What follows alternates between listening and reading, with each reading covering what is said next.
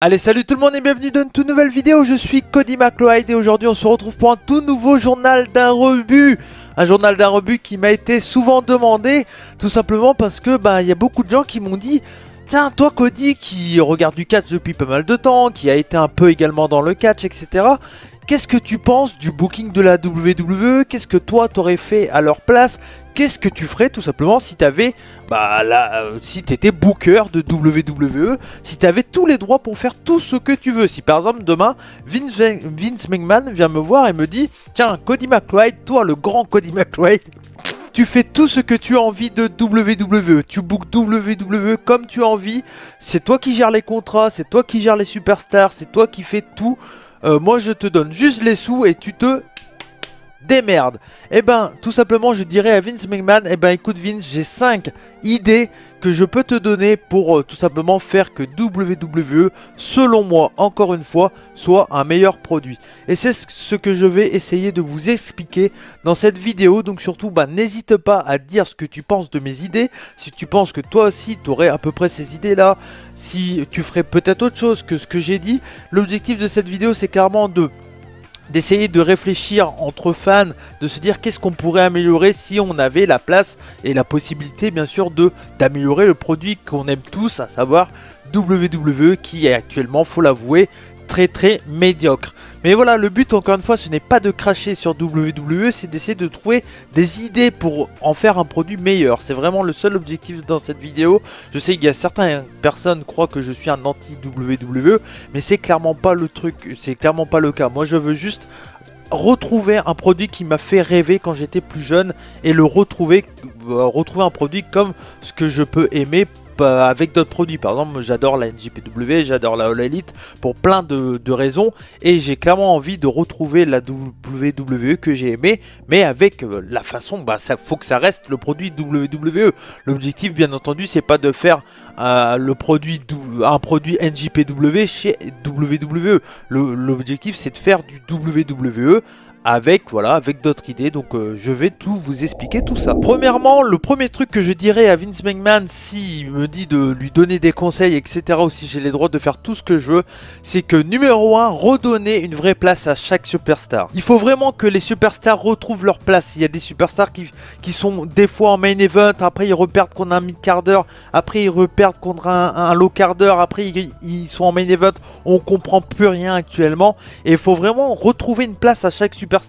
Faut que vraiment dans un roster, par exemple à Raw, faut que par exemple ça soit bien dit, que nous les fans on soit au courant que par exemple Drew McIntyre c'est un main eventer, Apollo Crews c'est un mid-carter, et puis je sais pas qui, j'ai pas de nom, Akira Tozawa c'est un low-carder. Et il faut que comme ça on le sait, et que les mecs bougent en fonction des stories qu'il y a, tout simplement. Par exemple, si tu as vraiment envie de créer ta star comme Apollo Crews, tu le fais par exemple gagner le titre US, tu le rends un champion solide, etc.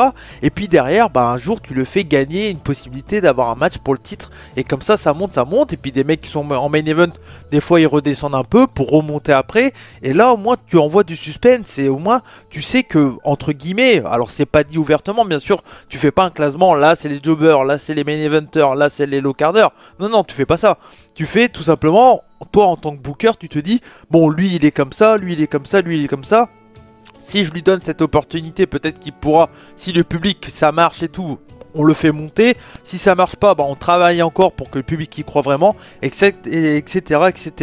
Voilà, le but c'est de créer des nouvelles stars, donc c'est en vraiment en divisant entre guillemets ton roster. Moi je sais que c'est vraiment un petit échantillon des possibilités que j'avais, parce que à NWC, c'est ce que j'ai essayé de faire, essayer de monter les mecs, de donner un sens au fait qu'ils ont droit à un match pour le titre, etc.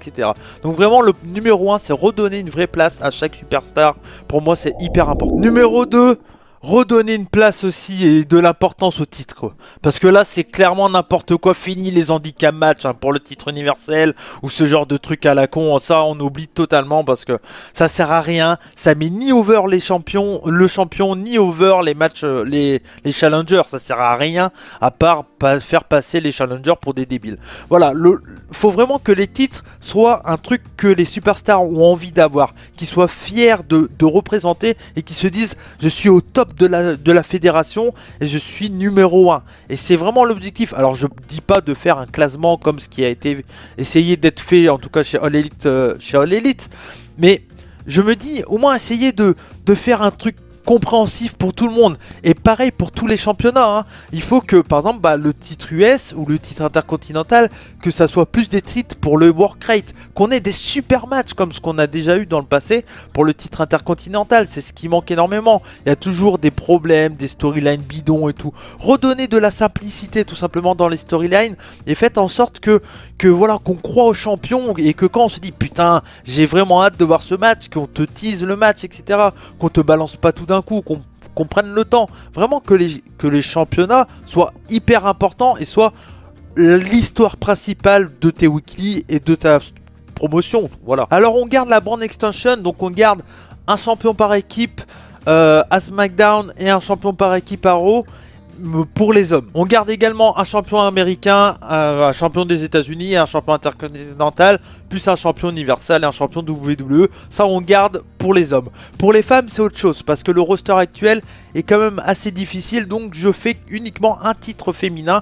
solo. Ça permet de pouvoir faire, comme je vous l'ai dit, d'avoir des jobbeuses, des mid-carteuses et des main eventeuses tout simplement. Et on garde le titre par équipe, comme ça permet également d'utiliser des catcheuses qui n'ont pas trop leur place en solo pour les mettre en tag, et comme ça tu peux les faire passer tout simplement de Raw, SmackDown, etc., etc. On garde également le titre 24/7, selon moi je pense que ça peut être un titre assez intéressant, mais on essaye de faire un truc moins pipi caca, moins débilos. Alors faut rester dans le truc fun et tout ça, mais il faut essayer de changer un peu le délire. Soit on part vraiment dans l'extrême hyper délire, mais voilà, très fun, style un peu le Tal Heavyweight chez DDT par exemple, ou soit on essaye de moins faire, enfin voilà, mais on essaye de trouver une idée. Je pense que ça peut être un titre assez intéressant pour que les jobbers et les low carders soient utilisés, donc ça peut être assez... Voilà, ça peut être un truc assez intéressant. Et comme je l'ai dit également, pour le main eventer, faut vraiment que les mecs qui soient dans le main event, ça soit des stars, quoi. Que vraiment que ça soit pas n'importe qui. Faut que le mec qui soit dans les main events, qui soit pour le titre principal, que ça soit des mecs construits, quoi. Et tout simplement, il faut que, comme ça, il faut qu'il y ait des mid-cards hyper solides niveau work rate ou niveau, ou que ça soit un personnage intéressant, mais des mid-cards hyper solide pour après plus tard être amené dans le main event. Voilà, c'est vraiment pour moi c'est important. Le main event ça doit être que des star power. Alors bien sûr il y a du work rate dans le main event, parce que si t'installes des mecs mid-carder avec du super work rate vers le main event, les mecs ils vont arriver avec du star power en plus d'être des très bons catcheurs. Donc voilà, donc tout le monde est gagnant. Numéro 3, on laisse place aux nouvelles superstars. Les anciens comme Edge, Orton, Styles, voilà, tous les quarantenaires là, tout ça. Encore Styles, bon voilà, c'est un mec qui, ça fait pas si longtemps que ça qu'il est chez WWE, mais des gars comme Edge, Orton, Lesnar, ils sont là pour mettre des jeunes over. Alors je dis pas qu'ils doivent juste mettre des jeunes over et faire que perdre leur match.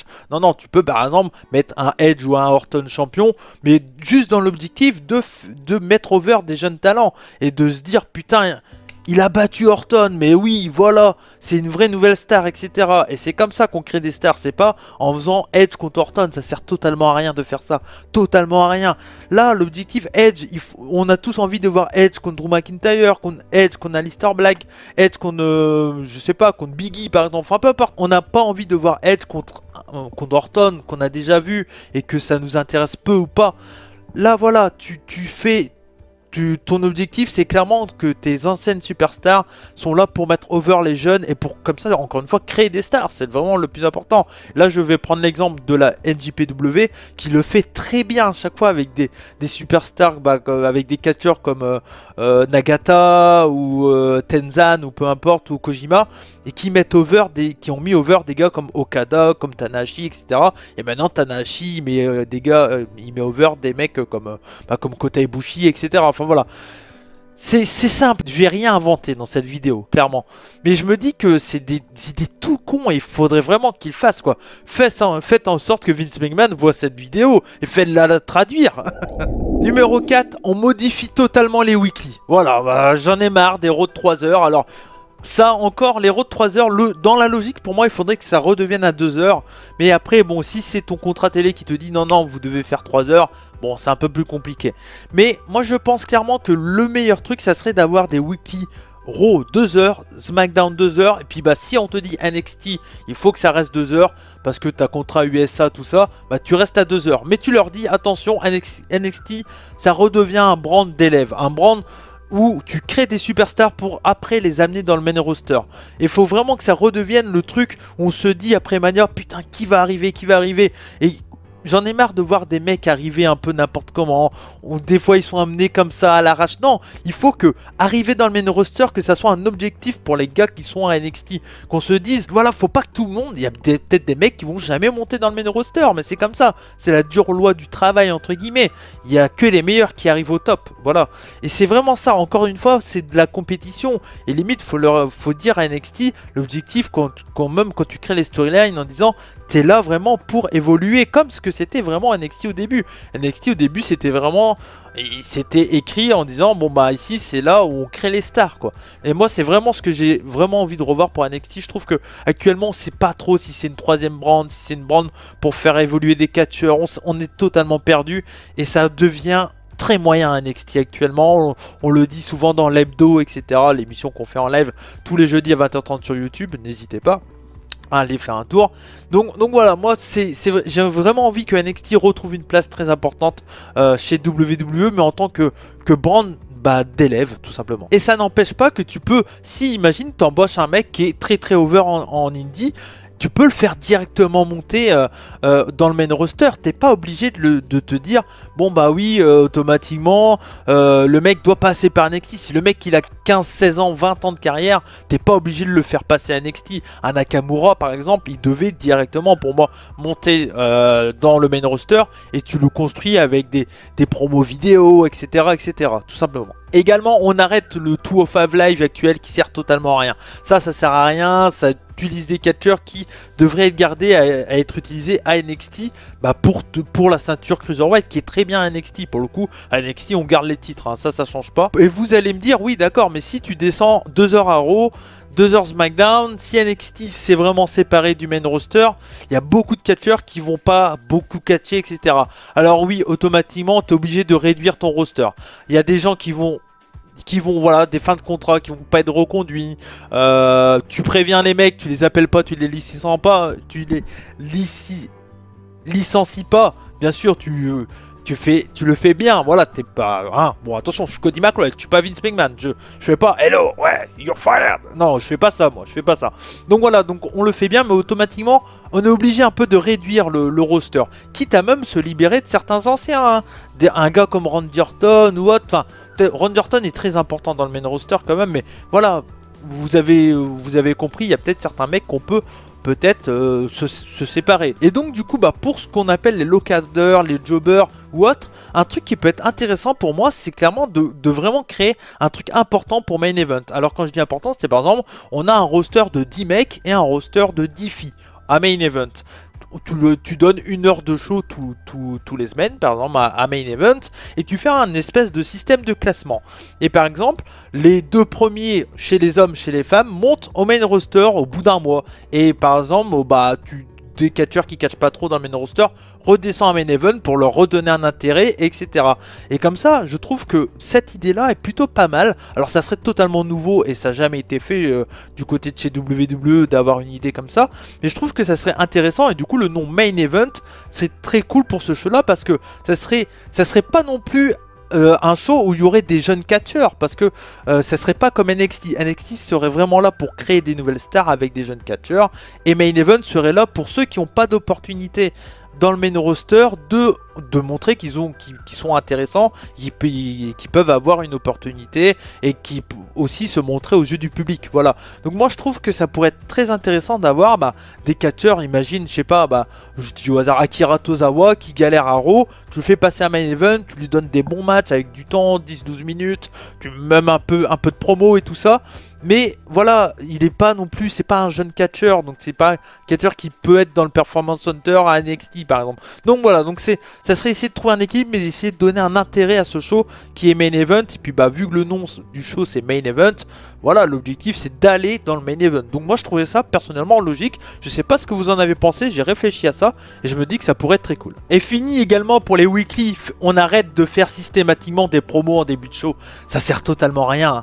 Alors, on est d'accord que dès que tu lances ton show, tu vois une promo, tu fais mais non.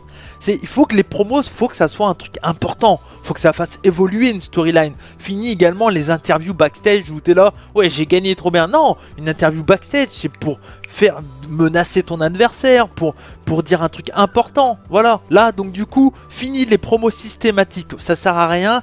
Et l'objectif c'est que quand il y a une promo de temps en temps en début de show, on se dise ah. Là, c'est un truc important. Parce que dès que... Moi, tous les promos de début de show, je les écoute jamais. Et numéro 5 et dernière idée que j'ai à donner à Vince McMahon, c'est tout simplement de fin des pay-per-view à thème. J'en peux plus. Alors, on garde Money in the Bank qui, lui, est plutôt intéressant et plutôt cool. Et ça permet de donner une opportunité, par exemple, au mid-carter, comme je vous ai dit un peu plus tôt. Tu donnes une opportunité au mid-carter de rentrer dans le main event. Donc, Money in the Bank, on garde. En ce qui concerne les Hell in the Cell, les TLC, les Extreme Rules, etc. Il faut garder ces stipulations-là uniquement pour des gros matchs. Donc ça veut dire que tu peux avoir un Hell in the Cell à WrestleMania, tu peux avoir un Hell in the Cell à SummerSlam ou dans d'autres ou dans un Backlash ou peu importe. Et tu ressors des pay-per-view comme Armageddon, Bad Blood, je sais pas les autres noms qu'il y avait, mais voilà, Great Balls of Fire, enfin tu essayes de retrouver des noms, des anciens pay-per-view, Vengeance, etc., etc. Et tu arrêtes surtout d'avoir des pay-per-view à thème ça sert totalement à rien. Et ça enlève le fait que dès qu'il y a un match de stipulation, bah t'as plus le bonheur et l'attente d'avoir un match avec stipulation où tu vois Hell in the Cell, bah t'en as 3 dans le même show, ça sert totalement à rien. Tandis que si t'as 1 ou 2 Hell in the Cell dans l'année, bah là tu auras vraiment d'attente. C'est comme le Elimination Chamber. Et Elimination Chamber, faut que ça soit un truc unique et pas dans un pay-per-view Elimination Chamber. Faut que ça soit dans un pay-per-view, par exemple, il y a une grosse rivalité entre plusieurs superstars. Et bien là, tu te dis, bon bah, arrive à un moment, voilà, paf, Elimination Chamber pour savoir qui est la meilleure. Et puis on n'en parle plus, quoi. Voilà, faut que ça soit hyper important. Et dernièrement, il faut que les pay-per-view redeviennent intéressants. Voilà. Quand je dis qu'ils redeviennent intéressants, ça veut dire que les pay-per-view c'est pour finir les storylines, ou soit pour les continuer, mais il faut que ça se finisse clean en pay-per-view. On veut voir une vraie fin, fini les fins à la con, en DQ et tout, ça sert totalement à rien. Donc voilà, pour moi, il faut que les pay-per-view redeviennent intéressants. Et si tu gagnes pas assez de thunes avec les pay-per-view, bah t'arrêtes, ou tu annonces tout de suite que tu dis c'est les weekly les plus importants. Mais si on part dans le délire que les pay-per-view ça doit être important, on arrête avec les storylines à la con qui fait qu'on se retrouve avec des matchs handicap pour le titre de championnat, etc., etc. Et encore une fois, on construit son pay-per-view intelligemment. Fini les pay-per-view de 7 heures pour WrestleMania. On essaye vraiment d'avoir que des matchs importants dans le pay-per-view. On va dire beaucoup de matchs pour le titre et quelques matchs de rivalité, parce qu'on va pas mettre que des matchs pour le titre également dans les pay-per-view. Et il faut également aussi essayer de faire des changements de titre en weekly, que les gens regardent les weekly pour que ça t'intéresse, mais qui se disent c'est les pay-per-view les plus importants. Mais que les weekly, si tu loupes les weekly, tu loupes des trucs, et du coup la personne en tant que fan sera déçue d'avoir loupé le weekly. C'est le plus important pour moi. Et dernièrement, et ça c'est pas un numéro 6, c'est le dernier truc, arrêtez de prendre les fans pour des abrutis. On n'est pas cons, nous, les fans de catch. On est très intelligents et on sait très bien et on comprend très vite. Pas besoin de tout nous expliquer. Pas besoin de nous dire, tiens, il y a ci, il y a ça. On réfléchit dans notre petite tête. Voilà, on n'est pas débile. On n'est pas débile WWE. Et il faut arrêter, et je parle pour toutes les promotions de catch, il faut arrêter de prendre les fans de catch pour des débilos. On n'est pas cons. Voilà. En tout cas, j'espère que cette vidéo t'a plu. Beaucoup d'idées, beaucoup de trucs qui m'est passé dans la tête. J'ai écrit pas mal de trucs. J'ai essayé de parler assez vite, mais j'espère quand même que j'ai été assez compréhensif pour que toutes mes idées viennent en tête. Mais j'ai réfléchi depuis pas mal de temps à cette vidéo. Je sais que j'en ai déjà parlé plusieurs fois sur la chaîne des rebuts du catch. Et enfin, j'ai pris le temps de la tourner, d'y réfléchir. Et j'espère que cette vidéo vous a plu. 5 idées pour WWE, n'hésitez pas à débattre dans les commentaires, je compte sur vous si vous trouvez que mes idées sont cool, si ça vous intéresse, etc. N'hésitez pas à également partager vos idées si vous en avez, plus on est à débattre et mieux ça sera, donc je compte bien entendu sur toi. Vous pouvez bien entendu nous suivre sur les réseaux sociaux, les rebuts du catch, nous soutenir en faisant un petit don si vous le souhaitez, et également en achetant des t-shirts sur Spreadshirt et Teespring, tous les liens sont dans la description. Vous pouvez également me suivre, Cody Rebut, sur les réseaux sociaux. Enzo Rebut également si vous voulez suivre mon ami Enzo. En tout cas, c'était un plaisir de faire cette vidéo. N'hésitez pas à partager, c'est vraiment le plus important pour les rebuts du catch, c'est d'être partagé au maximum. Donc on espère vraiment que vous allez le faire, on compte sur vous. Et surtout, si vous avez apprécié cette vidéo, vous connaissez la chanson, un petit like. C'était Cody Rebut, c'était Cody McFly des rebuts du catch. Je vous fais des gros bisous, merci à vous de nous avoir suivis. Comme on dit chez nous, bonsaï, et surtout n'oubliez pas, soyez curieux et vous n'êtes pas des débilos. Ciao.